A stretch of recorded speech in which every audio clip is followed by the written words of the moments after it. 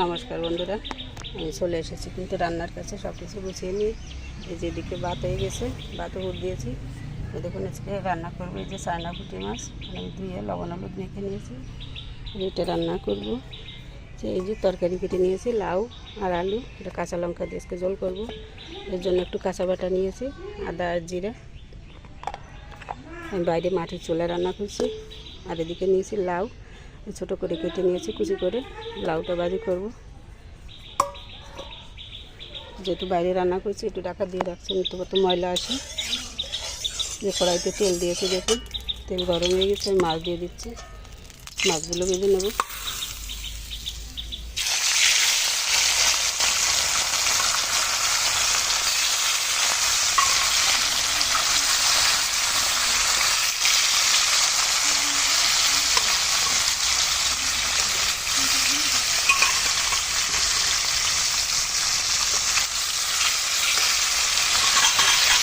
মাছগুলো হচ্ছে আমি ভালো করে ভেজে নিই। মাছগুলো মিলতে নিচ্ছি। বন্ধুরা, আপনারা কিন্তু অনেকেই মনে করতে পারেন যে আমি কেন চাচ্ছি যেখানে দেখাই না। তো বন্ধুরা, আমি কিন্তু একা একাই ক্যামেরা ধরে অধিকাংশ সময় রান্নাটা দেখাই।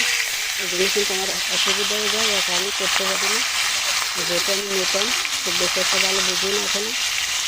তো বন্ধুরা, আপনারা ভালোবাসার দিয়ে যদি দেখান, আমার এই যতটুকু আমি দেখাই, তাহলে আমার মনে হয় এটাই আমার জন্য অনেকটাই বড় পাওনা হবে।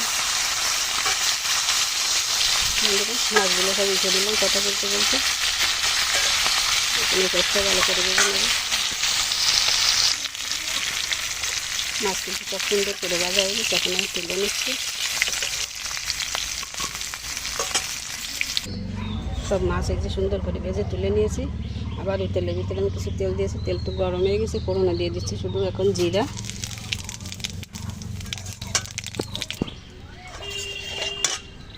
আলুগুলো দিয়ে দিচ্ছি আগে। ছোটো একটা আলু দিয়েছি, লাউর ভিতরে একটু আলু থাকলে কিন্তু একটু ভালো হয়, মিশে গেলে। আলুগুলো ভালো করে ভেজে নিলাম। দিয়ে দিচ্ছি এখন লাউ, কাঁচা লঙ্কা একসাথে দিয়ে দিলাম।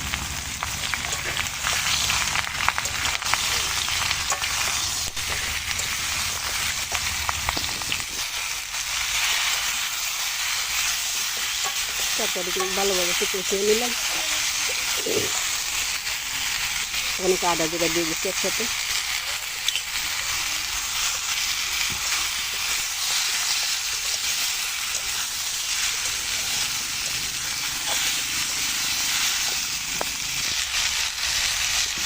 মশলা দিয়ে ভালো করে কষিয়ে নিলাম তরকারির সাথে।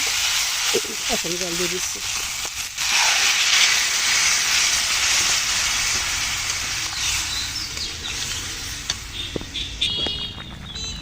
তরকারিতে জাল উঠে গেছে, হলুদ দিয়ে দিচ্ছি 1 চামচ।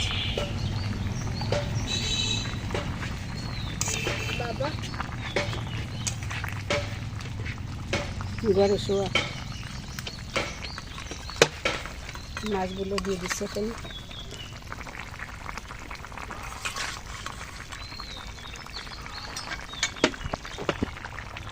আমি 1 পিস মাছ এই যে মাথা এখানে রেখে দিয়েছি লাউ ভাজি করার জন্য। যেগুলো দিয়ে দিলাম বলে একটু কাঁচা বাটা দিয়ে দিচ্ছি। আবার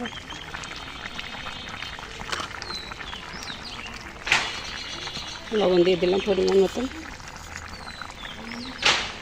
ভালো করে মিশিয়ে নিয়ে আমি ঢেকে দেবো।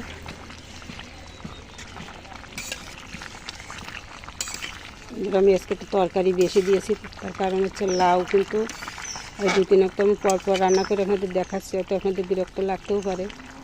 যেহেতু লাউ মনে করেন আমাদের আগে একটা এনেছিল মেয়েটার বাবা বাজারের থেকে, ফিরে ও জেঠু আবার গিরের থেকে এনে দিয়েছিল।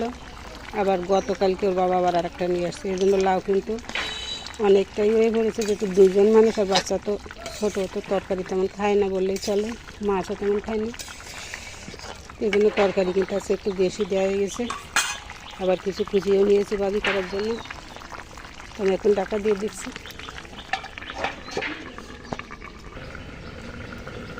ঢাকনা তুলে নিলাম।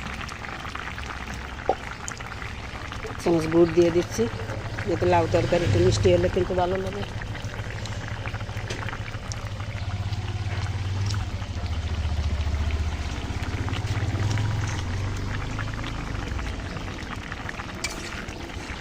ভালো করে মিশিয়ে নিচ্ছি।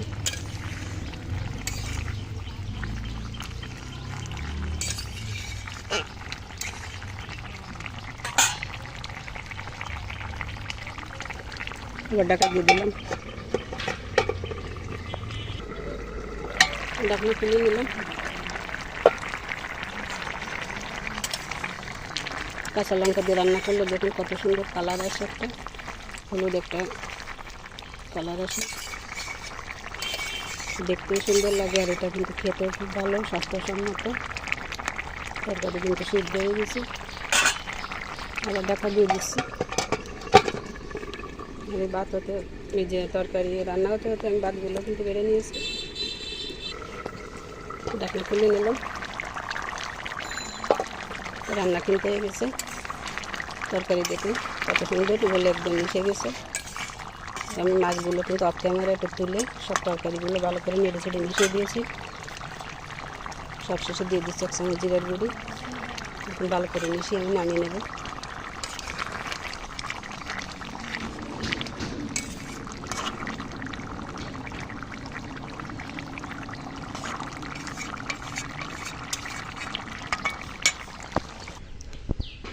লাউ তরকারি নামিয়ে নিয়েছি। দেখুন কত তরকারি হয়েছে আজকে।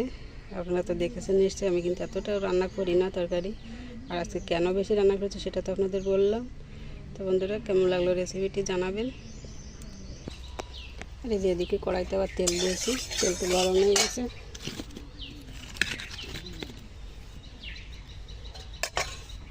লাউ ভাজি করে নেব। এই যে লাউ ফোড়নে দিয়ে দিচ্ছি কিছু রাঁধুনি।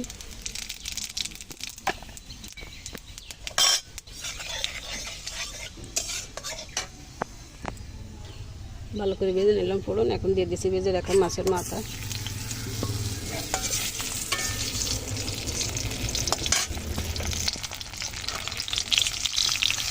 ভেঙে দেবো মাথাতে।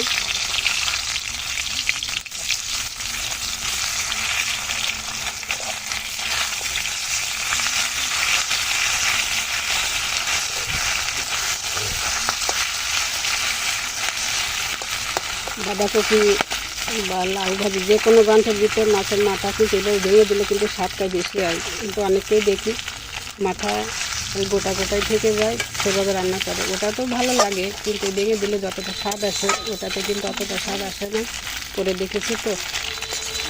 আর এটার সমস্যা হচ্ছে একটু কাটা থাকে, কাটাগুলো একটু বেছে নিলে তো সমস্যা হয় না। এখন দিয়ে দিচ্ছি লাউ।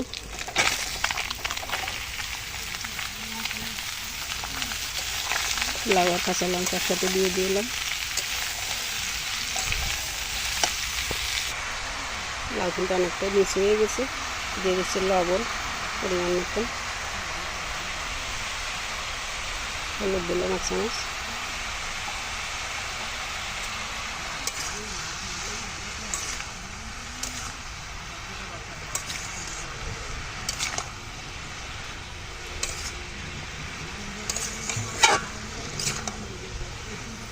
এদের অনেকেই কিন্তু বলে থাকেন যে পেঁয়াজ রসুন ছাড়া কিসের রান্না। পেঁয়াজ রসুন ছাড়া কাছে যাদের অভ্যাস না তাদের কাছে একটু অসুবিধা লাগে, কিন্তু আমাদের কাছে সবসময় পেঁয়াজ রসুন খুব বেশি একটা ভালো লাগে না। এই জন্য কিন্তু এইভাবে আমাদের কাছে বেশি ভালো মনে হয়, এই জন্য আমরা করি। আর এইভাবে আপনারা যারা পেঁয়াজ রসুন ছাড়া খেতে জানেন না, করে দেখতে পারেন। পিঠা পায়েস তো অনেকেই খেয়ে থাকেন, তাদের তো পেঁয়াজ রসুন দেওয়া হয় না। সেটা যদি ভালো লাগে অবশ্যই এগুলো ভালো লাগবে, একবার করে দেখুন। একটু ঢাকা দিয়ে দিচ্ছি। এখানে ঢাকা তুলে নিলাম। বাজে 3টা হয়ে গেছে পুরো। এখন আমি নামিয়ে নেব, অল্প একটু নাড়াচাড়া করে নামিয়ে নেব। কত সুন্দর মিশে গেছে। তো বন্ধুরা, এই যে লাউ ভাজি নামিয়ে নিয়েছি, আর এদিকে যে লাউয়ের তরকারি। তো বন্ধুরা, সব মিলিয়ে কেমন লাগলো রেসিপিটি কমেন্ট করে জানাবেন। তো সবাই ভালো থাকুন, সুস্থ থাকুন। আজকের মতো এই পর্যন্ত রাখছি। ধন্যবাদ সবাইকে। নমস্কার।